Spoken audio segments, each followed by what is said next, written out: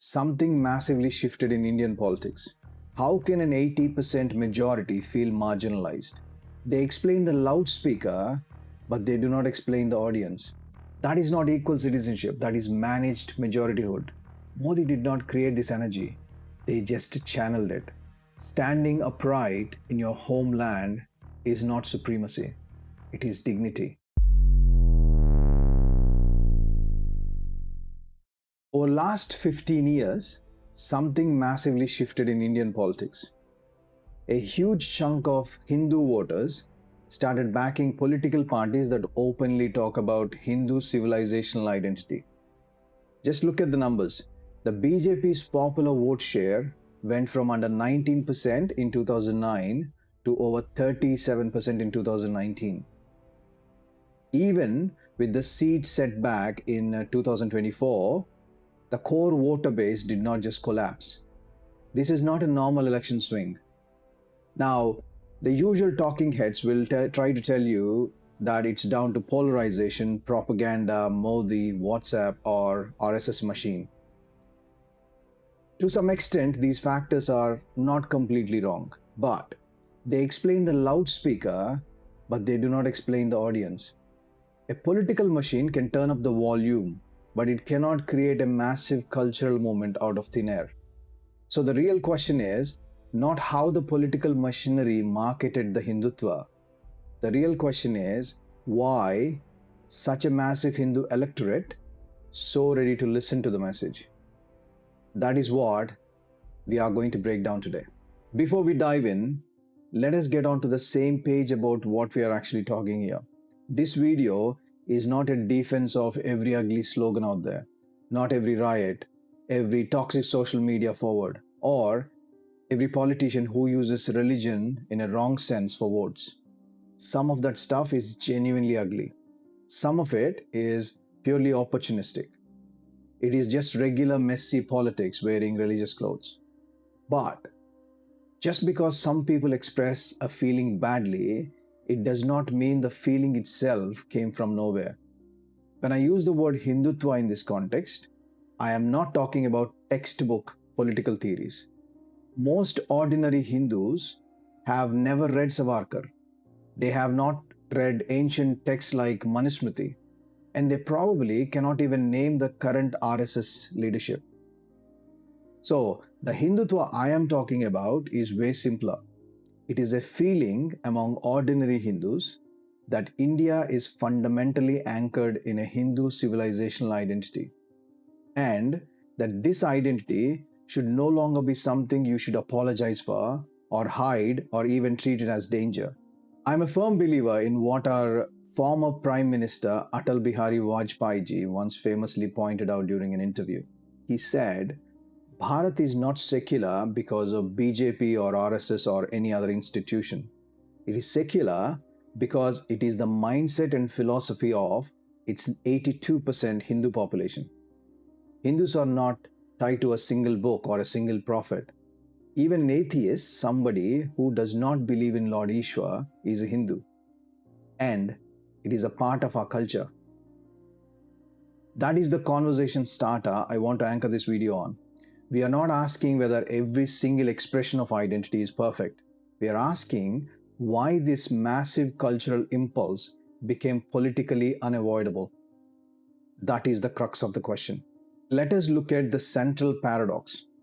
Hindus make about 80% of India. So, it's a completely fair question to ask. How can an 80% majority feel marginalized? Well, the answer is actually pretty straightforward. Being a majority on a consensus paper is not the same thing as feeling respected in real everyday public life. Think about it. A regular Hindu looks around and sees the weird imbalance. Sacred sites get tied up in endless property disputes. Festivals are treated primarily as law and order headaches. Temples are literally managed and run by state governments. We keep getting told that our history is too sensitive to talk about honestly. But look at how we treat everyone else. When other groups stand up for their heritage, the media, the politicians back them up completely. They talk about respect, dignity, protecting the rights. And that is exactly where the frustration kicks in. A lot of ordinary Hindus started feeling like there was just no room for them to be openly proud of what they were or what they are.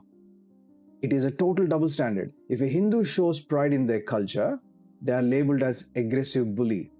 But if anyone else does that, it's celebrated as a beautiful thing, a sign of diversity. That is the paradox. And to understand why that feeling became an unstoppable force, we have to start with the story of Somnath. Real quick detour. I notice a ton of you who watch, like, comment on these videos are not actually subscribed yet. Taking a 5 second to hit that subscribe button helps to push this kind of analytical content out to way more people. If you think we need more logical breakdowns instead of shouting matches, please hit that subscribe now. All right, let's get back into Somnath. For many Hindus, Somnath is where the collective memory becomes crystal clear. Muhammad of Ghazni attacked it in 11th century. The temple was looted, the idol was smashed, but across later centuries, that exact same sacred site was destroyed, rebuilt, and restored over and over again. It became a permanent symbol of civilization returning to its sacred ground, refusing to let it disappear. And Somnath is not an isolated case. Whether it is Kasi, it is Mathura, or tax on non-Muslims under Aurangzeb, or destruction of historical learning centers like Nalanda, the wounds to civilizational confidence were real. Let us be completely clear. No Indian Muslim alive today is responsible for what medieval rulers did centuries ago. But at the same time, Hindus are not wrong about remembering what happened to their heritage. This memory existed long before modern social media networks. But the memory alone does not change the modern elections. The real turning point is not the memory itself. It is who got to control how we talk about it. Enter the British. The British rule was not just physical control, it was total psychological takeover. Thomas Macaulay's 1835 education policy had a brutally honest goal: to create a class of Indians who were Indian in blood, but English in their tastes, opinions, morals, and intellect. The British trained an elite class of Indians to look at their own country through Western eyes. Through that lens, Hindu civilization was basically reduced to superstition, caste, backwardness, and mythology. Now, to be fair, Hindu society had massive real problems like caste injustice that desperately needed reform. But the colonial filter made these flaws entirely the story. Suddenly, being modern meant distancing yourself from your own culture. If you wanted to sound progressive, you had to act a little bit embarrassed by being Hindu. That mindset did not pack up and leave in 1947. It moved right into the new republic. The Constitution gave modern India an amazing framework of equal citizenship and rights. But the civilization underneath it did not magically start in 1950. The real challenge was, how do you build a modern republic on top of an ancient civilization without insulting the roots underneath? Honestly, India did not answer that question fairly. Independent India's leadership carried forward a massive assumption. Hindu identity is huge and powerful, so it needs to be micromanaged. Minority identity, on the other hand, is vulnerable, so it needs to be protected. Over time, this turned into a very skewed version of secularism. It became a system where reforming Hindu laws was urgent, but touching minority personal laws was too sensitive. A secularism where Hindu temples were brought under direct state supervision, but minority institutions were left completely autonomous. This is where the resentment started. Hindus were told the country was secular, but in practice, it felt like the majority always carried the burden of proving that they were not a danger. That is not equal citizenship, that is managed majorityhood. By the 1980s, these imbalances became impossible to ignore. Take the famous Shah Bano case in 1985. The Supreme Court ruled that divorced women had the right to financial maintenance. But just a year later, the government passed a law to overturn that judgment to please conservative religious leaders. The message felt loud and clear: aggressive reform for Hindu laws, but eggshells around minority orthodoxy. Then came other examples. For decades, the central government subsidized Hajj travel. Politically, the visual was incredibly powerful. A secular state funding a specific religious pilgrimage while actively managing and regulating Hindu temples. And temple control is still a massive talking point. State government have laws that put thousands of Hindu temples under direct bureaucratic supervision. Their money, their land, their administration. There is literally no equivalent system for mosques or churches at that scale. Voters do not experience life as a legal textbook. They experience it as a basic fairness or unfairness. They saw a clear pattern. When it came to Hindu institutions, the state was interventionist. When it came to others, the state was super cautious. This even played out in how we remember tragedies like 1984 and 2002. In 1984, mobs linked to Congress leaders killed thousands of Sikhs as per the record. But it never became a permanent, unforgivable political stain on the party. In 2002, a horrific riot broke out in Gujarat after a train was burned in Godhra. But notice the narrative. 2002 became Narendra Modi's permanent political label, while the actual trigger at Godhra was often pushed into the background. It did not feel like secularism. It felt like unequal treatment sold as secularism. And then, in 1991, the state decided to just lock the door completely. This is where the Places of Worship Act comes in. In 1991, the Parliament passed a law freezing the religious character of every single place of worship in India exactly as it stood on August 15, 1947. Ayodhya was the only exemption. Every other historical claim was basically told, the door is closed, move on.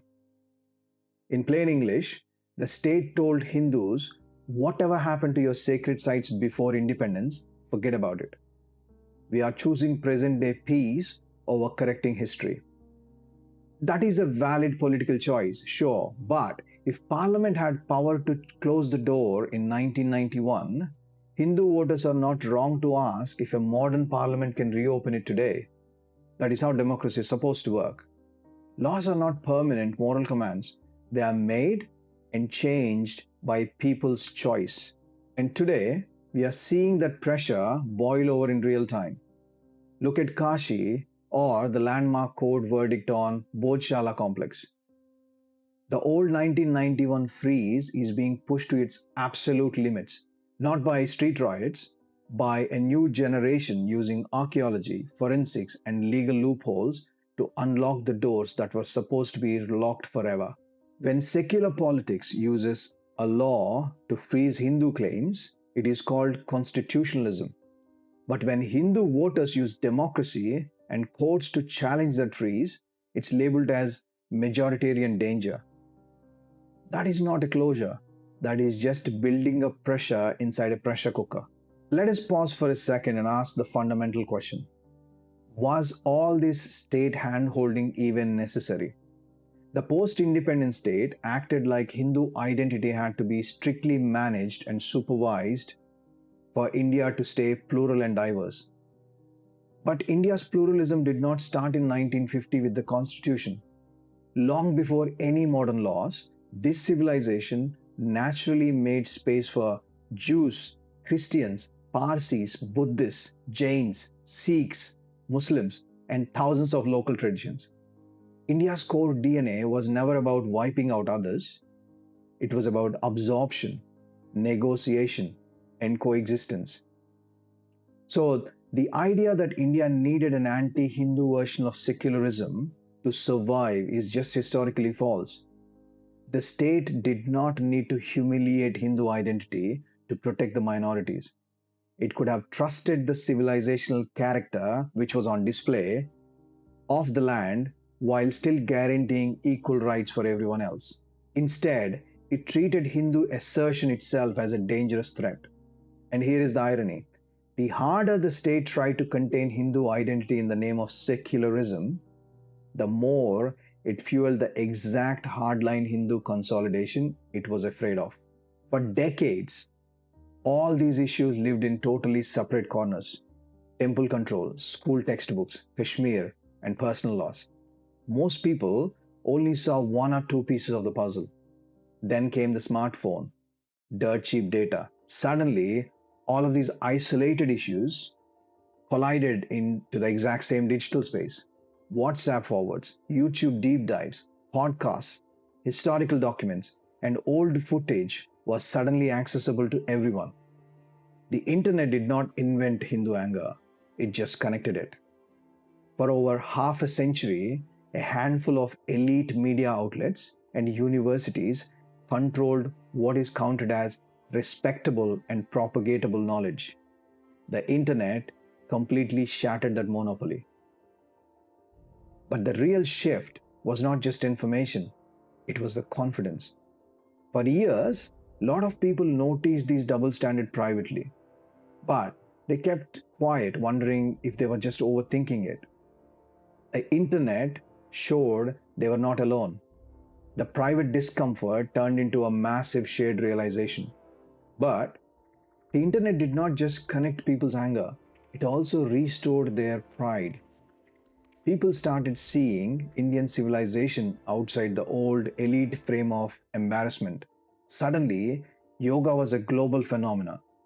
Sanskrit was being discussed seriously in modern linguistics.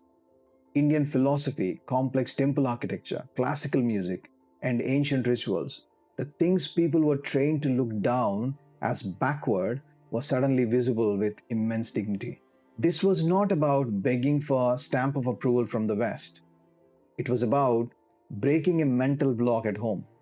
Many Hindus start asking the basic question: if the rest of the world can respect the depth of our civilization and spirituality, why are we expected to be embarrassed by it in our own country? That question changed everything. Because resentment gives you anger, but pride gives you confidence. And if you mix anger with confidence, it turns into pure political energy. So, why is all of this hitting a crescendo right now?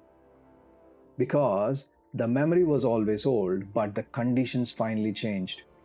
The colonial filter created the shame.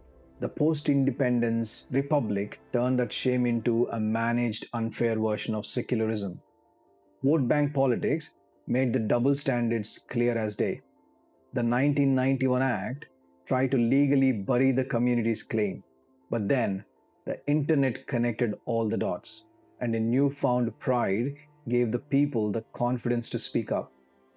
That is exactly why the argument that Modi created Hindutva or BJP created Hindutva is completely backward.